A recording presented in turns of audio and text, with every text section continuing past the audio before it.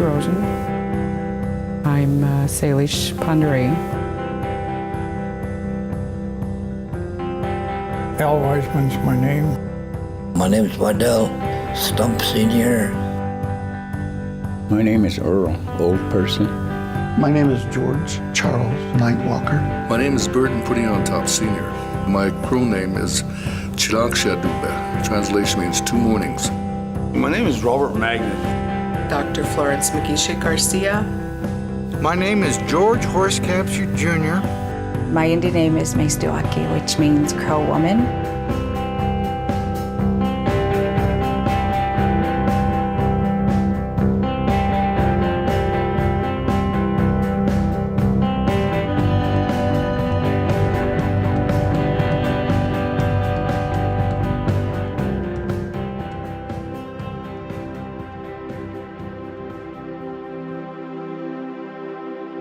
Native people have an appreciation for the landscape and the land, and they've taken care of this land for a long, long time.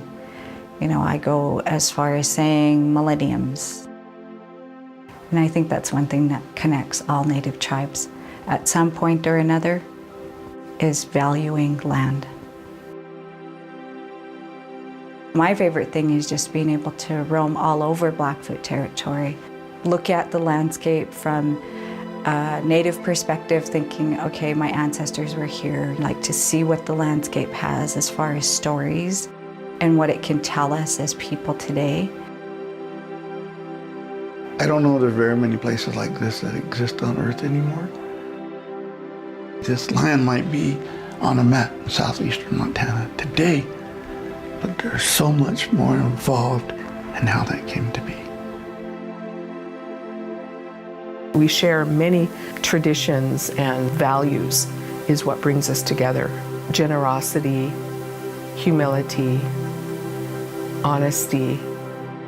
Those are things I think that really manifest themselves here in a place that is very rural, very remote. And that's really, you know, a very almost sacred thing.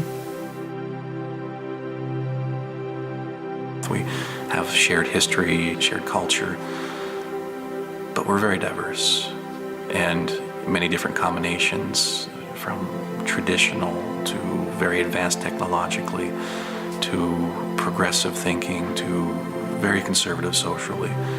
We cover a real spectrum of diversity within our own community.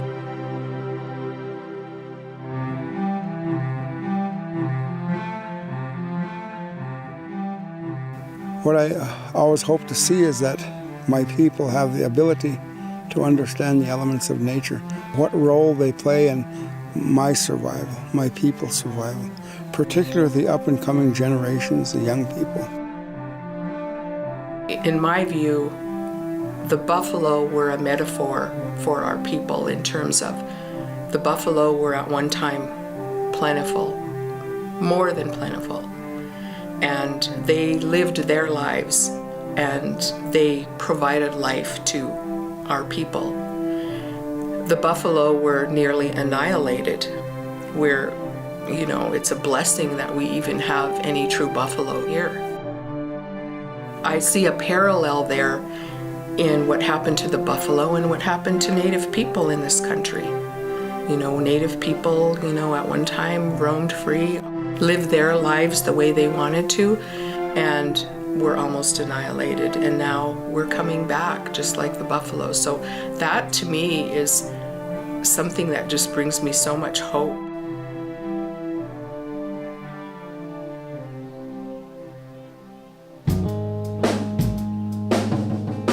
You're smelling what the prairie used to smell like and what the prairie should smell like. Close your eyes. Find a little time to sit back in the sun. Open up your mind. It's cool. If you're really lucky, sometimes I'll give you a glimpse, like I show you a slideshow of how things were.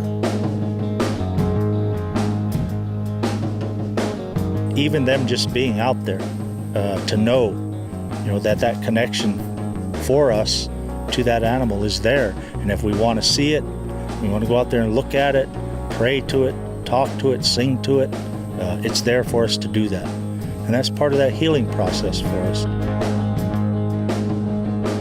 This is part of who we are, and we don't want to lose it.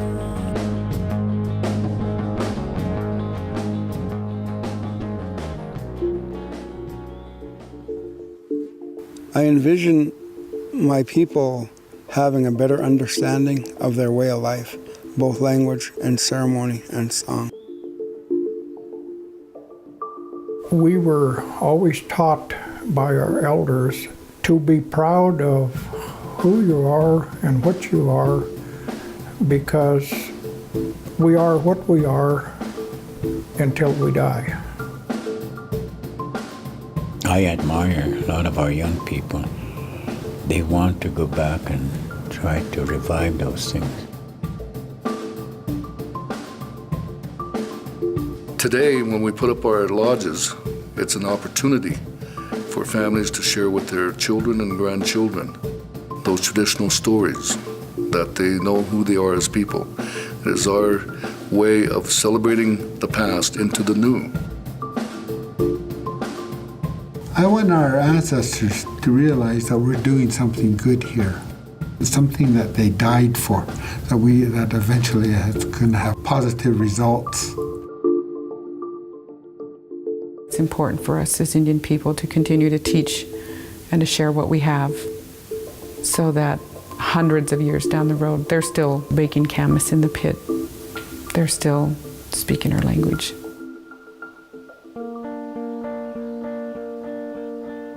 To really understand us, you're not going to find us in a history book. You're not going to find us in a museum. You might find the remnants of us, but you ain't going to find us.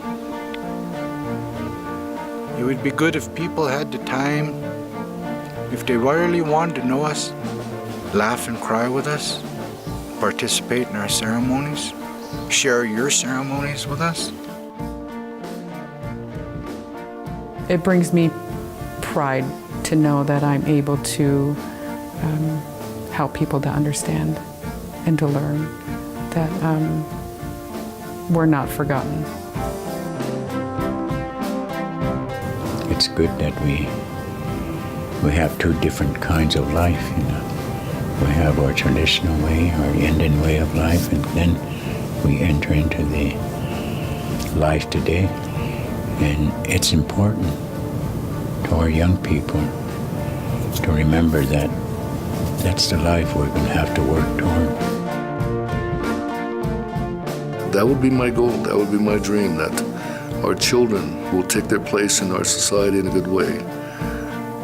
If the foundation is solid, that foundation engulfs our language, our spirituality, then they can build on that. Our life is good, and it can be good. It's up to us individually.